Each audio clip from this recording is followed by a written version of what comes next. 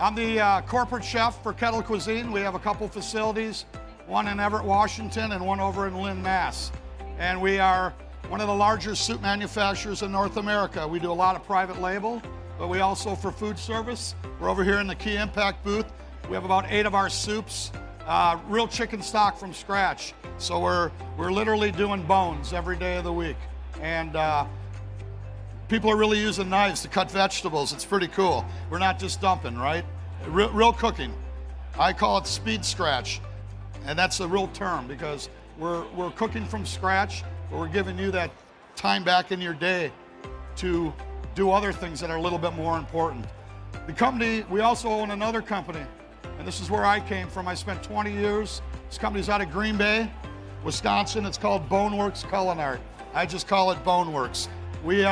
And that should tell you something about what we do. We are really the only demi-glace manufacturer in North America where we're taking fresh veal bones, 6 days a week, duck bones, Amish chicken bones. So we buy, from the Amish and Mennonite community out of Ohio and Indiana. We bring in lamb bones out of Colorado, all California, fresh direct, celery, carrot, onion, the same things that you would put in your stock pot.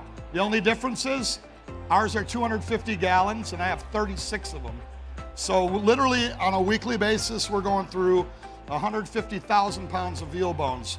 And that's every week, not once in a while. And so the product is frozen. And today we're gonna use our veal demi-glace, which Ginsberg stocks. It comes in frozen, 16-pound bucket. You don't add any water to this. It's not a science project. It's got red wine already added to it. And then the other thing I'm going to show you is we have another division in that same building where we do sous vide cooking. Sous vide means cooking under a vacuum, right? Under a vacuum seal. So today I'm going to show you our beef short rib. It's all Midwest sourced beef, and we do probably on a weekly basis. It's crazy. It's maybe 300,000 to 400,000 portions, but it's fresh telecherry, ground black pepper, a little bit of kosher salt. We season up every cut of meat and roast it in the oven. No one's doing that. They'll put raw meat in the bag and cook it, but we have real demi-glace. So after we roast the meat and I lose 30%, it goes in the bag with the demi-glace, and we finish the cooking process in a steam oven. So when you get it, it comes in frozen. The only time it is frozen, you thaw the product out, you have a 21-day shelf life in the bag. And Al Fletcher over there is gonna be, we got a little stock pot. He's just 3 of those, 13 minutes to heat them up. He'll be bringing them over in a little bit. So I'm gonna show you this meatloaf. It's real simple, right? I'm from Wisconsin. We always use ground veal. I couldn't find any Whole Foods. They kind of looked at me and went like that. So it's ground pork, equal parts of ground pork and ground beef, right? And beyond that, there's a little bit of onion and a little bit of shallot, right? So I always saute. A lot of people dump raw vegetables in the meatloaf. Now, you gotta saute them and extract the flavor. It's just like when you bite into a green pepper that's in meatloaf. I don't put green pepper in mine. I like mushrooms. It just stands out. It takes away from the actual flavor. So we've got a little burner here, and I've got some different mushrooms, and I've already done this ahead of time, all right? It's called a duck cell. Anybody who's ever made one, it's just a simple stuffing.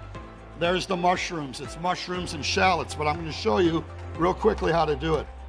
And actually, I'm just gonna use this for the sauce because it's kind of a foundation. You're just building with the same flavors. So you take your shallot, right? And give it a little mince. If you got a food processor, most people are doing this once a day, right? In the food processor with a little bit of oil. So you're not doing this to order. No one would do it to order.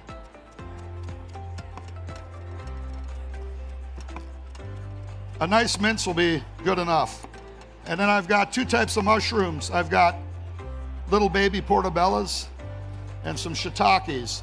These shiitakes are babies as well. I've never seen shiitake that small.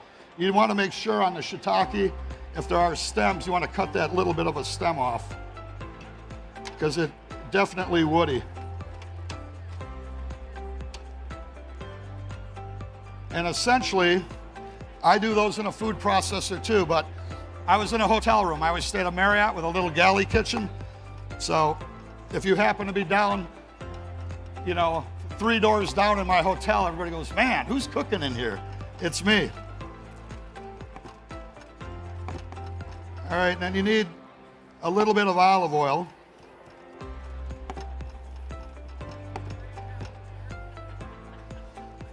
And these baby bells, you just want to give them a slice.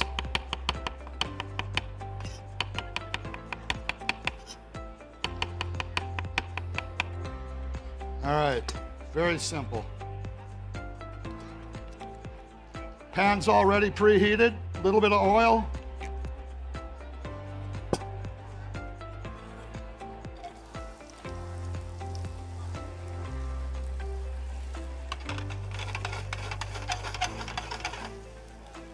You just want to let it saute a little bit. You guys are in school. What does saute mean? It means to jump. It does. See that? That's sauteing. To jump. Ask your instructor. They didn't know they were going to get quizzed today, did they? Life is always about learning, right? You never know it all in the culinary world. I've been doing this since 1977, and one day I'll do the dirt nap and I won't know it all. So we're cooking with beer today. I'm from Wisconsin, we always cook with beer, right? Now, I'll give you a little secret when you cook with beer. If it's a really hoppy beer like an IPA, you gotta be careful. You gotta have like adjust it with a little sugar, honey.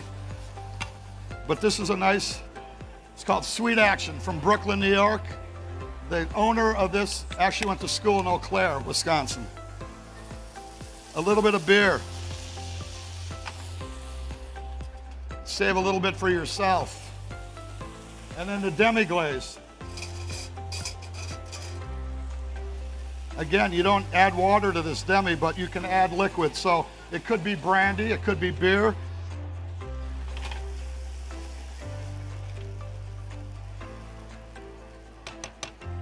So I'm gonna let this simmer a little bit. We're gonna talk about meatloaf. So real quickly, I did, again, because I have a half an hour and we gotta keep going and I gotta feed you. I have a little oven over here and I wanna show you how we did these. Just like the Food Network, right? I love to use things that only get used for one thing, right? Everybody has muffin tins. These are oversized muffin tins. So I took the meatloaf and they're about 7 ounces. And then you essentially take this 7-ounce giant meatball or meatloaf ball and you enrobe it in a piece of applewood smoked bacon and you drop it in there and you bake it. I mean, it can't get any simpler, right? If I can do it, anybody can do it. That's the key. You got to make it simple.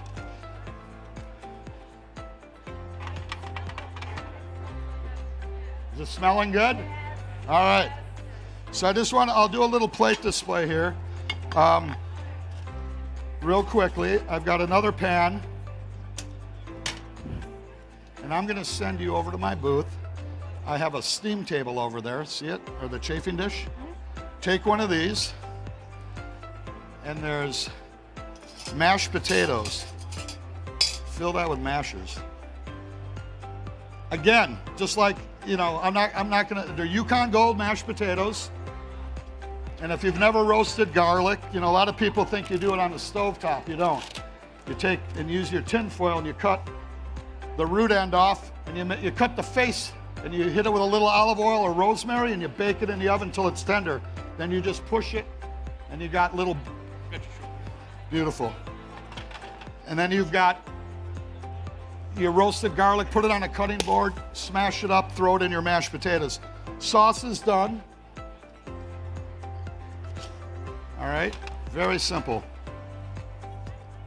Olive oil, I've got some baby carrots here that I blanched ahead of time. A little S&P.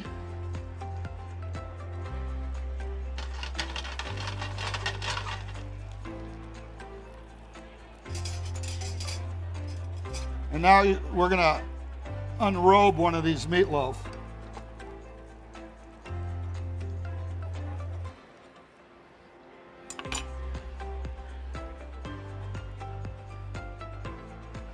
You can smell that applewood bacon off there. And this is just, you know, this is home cooking, man. I mean, from a brew pub to a country club, you know, who doesn't love a little good meatloaf, right?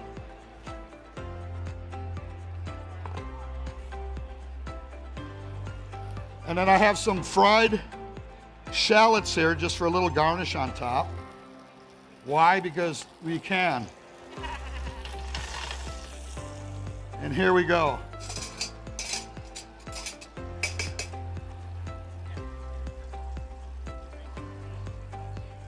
Those aren't my mashed potatoes. I can smell them. These are somebody else's, but it doesn't matter. It's gonna look beautiful. And then we got a little parsley.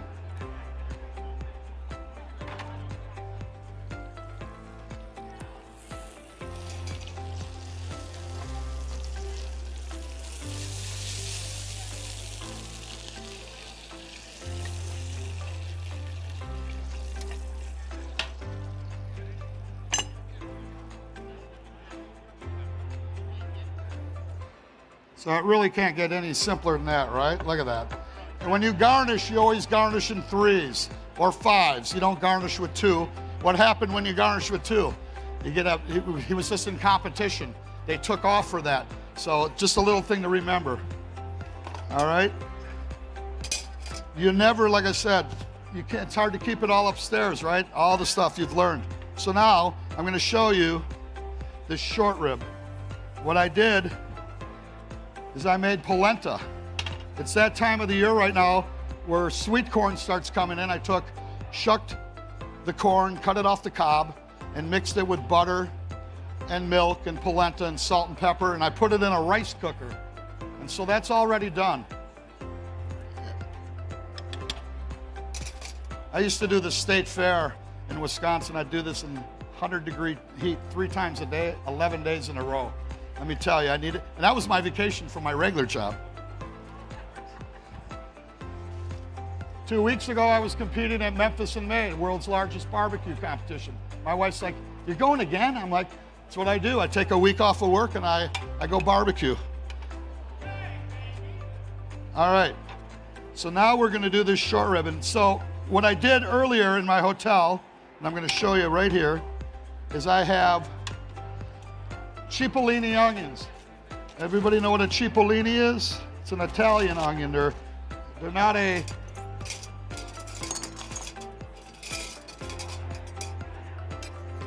not pearl onions, but they're just the most amazing little onions. And I cooked it in Chianti wine after I braised them. A little Chianti wine, some fresh thyme, and a little bit of demi-glace. And we're gonna heat those up.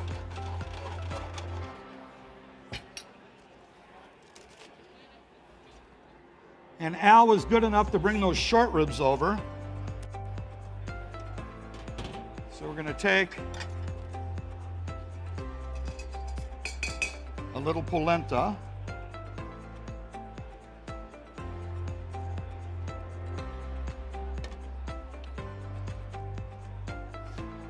So polenta, here's the deal with polenta.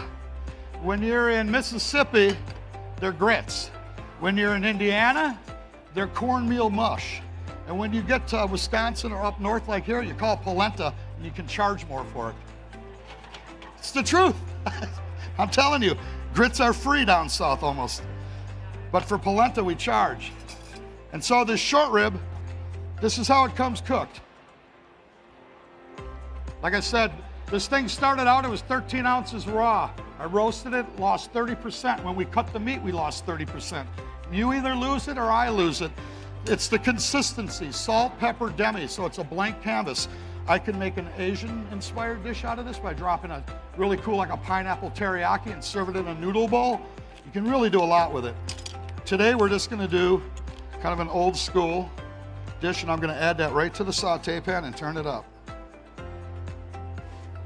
And then I have you all clean some sugar snap peas for me. I tried to find fresh spring peas. They're not really available right now.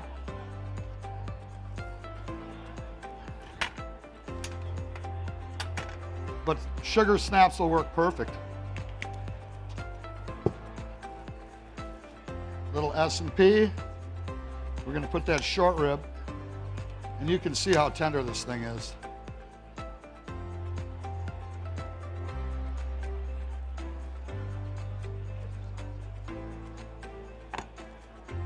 So you see how that broke? That short rib snapped on me. Don't let that discourage you. You just make it work in your presentation. Actually, we're gonna turn, that looks actually really nice. Cipollini, 3 of them.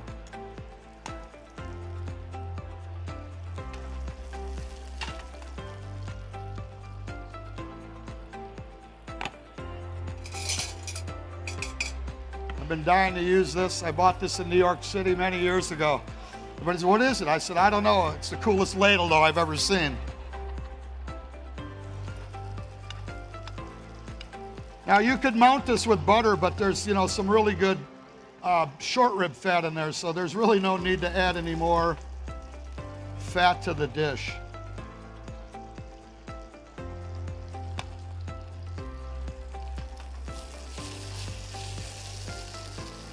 How are we doing on time?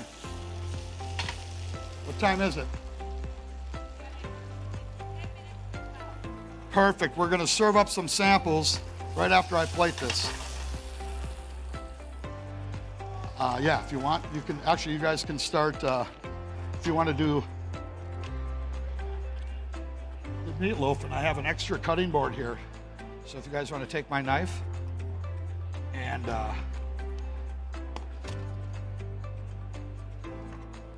just cut them into little pieces, like this.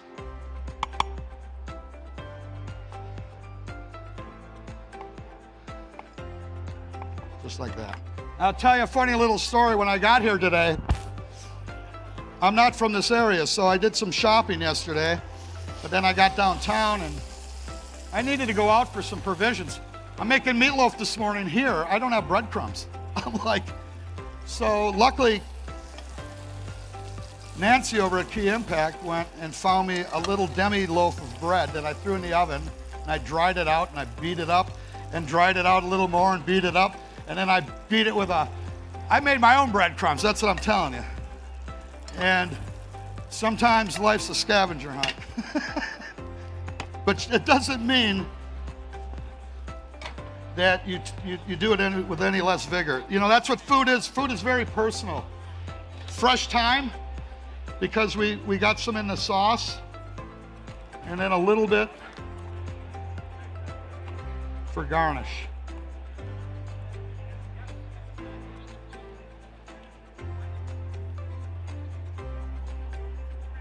Again, keep it simple, make it look nice.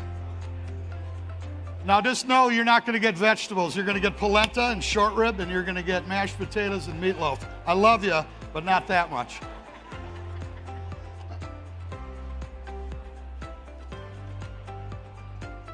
And look, I even have the sauce already done in a Boneworks thermos.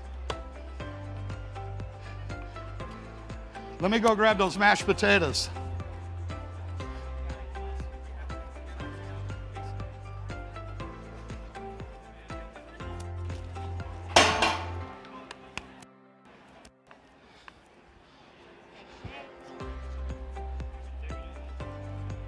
Here's the real thing. Those are those roasted garlic mash that I made. Here you go, guys. If you want, put a scoop of those. Like this, in each one. Well, we got plates. We can use plates too. So do that. And then one of you can do that, and then if you want to do, you can do that, and then if you want to do sauce, and then a little fried onion. That's it. I'll start on the short ribs.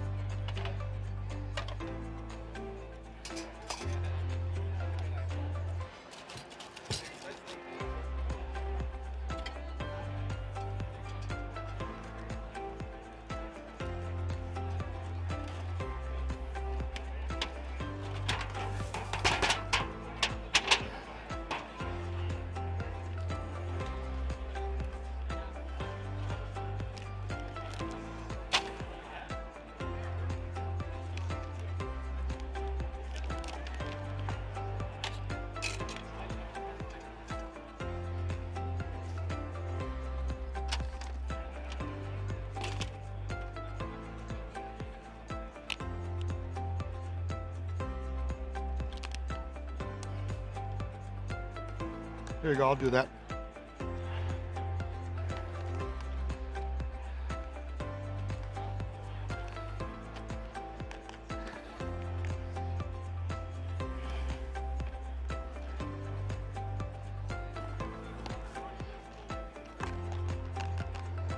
Perfect.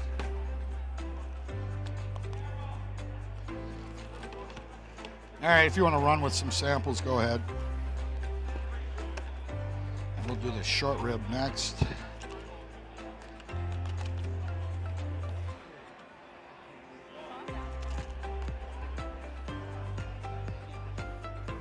That should be enough.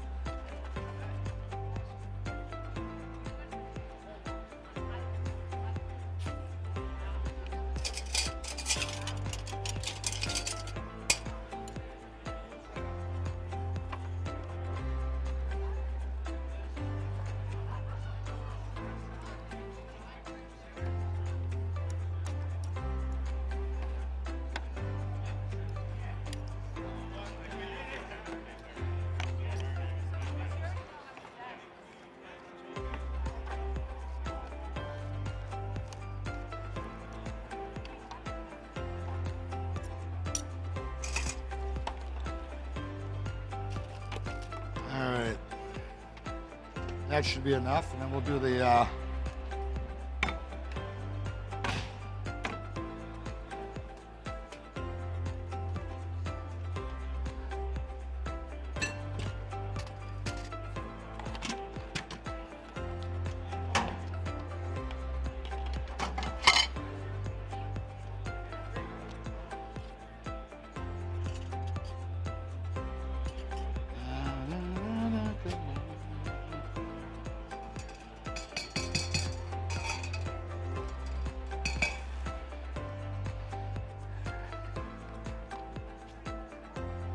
there you go.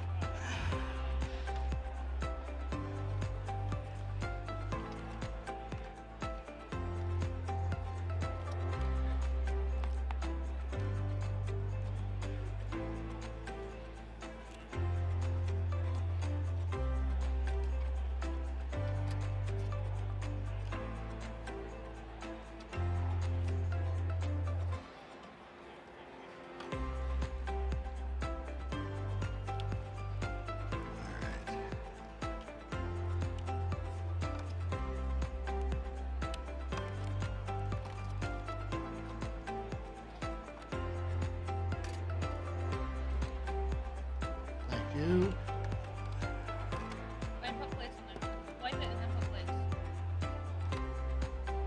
I've got some thyme right here. Just put a sprinkle of thyme if you want on each one. after they're sauced. It doesn't matter. There we go.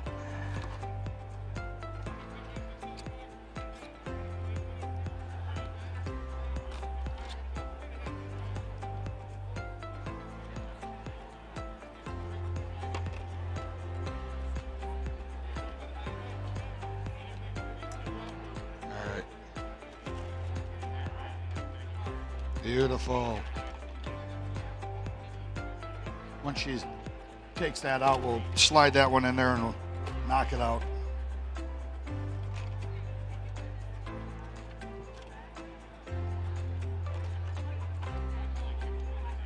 Sure, you can ask me anything.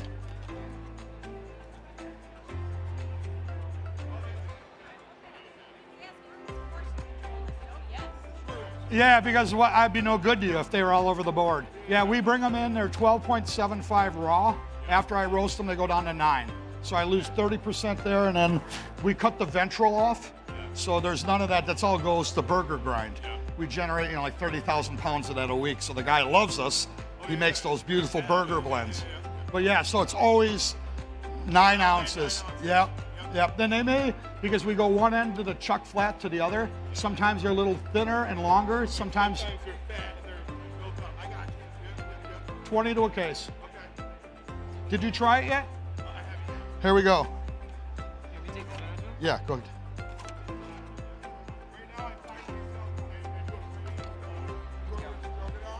ahead. Ooh. Yeah.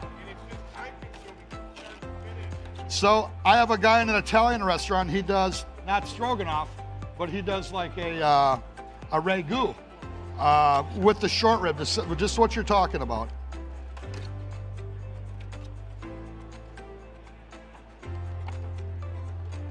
Got it.